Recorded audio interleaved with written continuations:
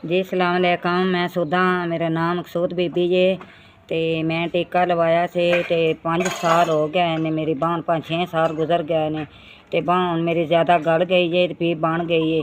ते मैं गरीब बंदा, मैं इतने जोगी कोई नहीं बई खर्चा पानी मैं कर लवां। निक्के निक्के बच्चे ने जी।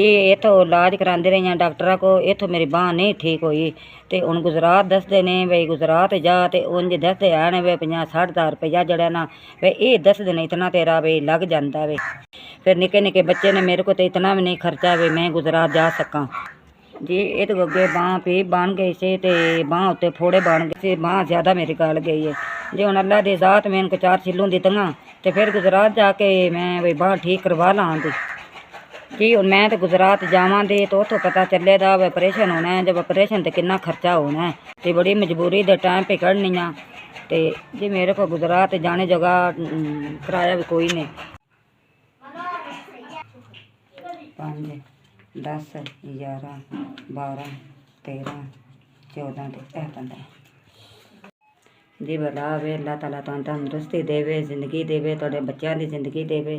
ते मैं जी गरीब औरत है, निक्के निक्के बच्चे आने ते तुहानू दुआवां दें राती देनी आ ना। 15,000 रुपया आ गया वे, मैं हुण गुजरात जा सकां दी, उत्थे डॉक्टर नू चेक करवावां दी। लख लख शुक्रगा तुहाडा ते जेड़ा 15,000 रुपया मेरे को पहुँच गया वे। हुण मैं गुजरात जा सकनी हाँ ते उत्थों डॉक्टरां कोलों अपना इलाज करवा लैनी आं। रब सोहना तुहाडा भला करे, रब तुहानू जिंदगी देवे ते जेड़ा 15,000 रुपया गले अल्लाह ताला तुहानू चोखा देवे।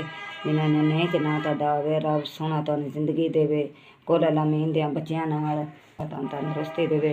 तुहाडे निक्के निक्के बच्चे ने, मेरे तो निक्के निक्के बच्चे ने, मैं बड़ी मजबूर आई ते मैं तो हुण सुत्ती बहंदी तुहानू दुआवां देनी आं। जेड़ा इन्नी मेरी मेहरबानी मेरी कीती है, मदद कीती है।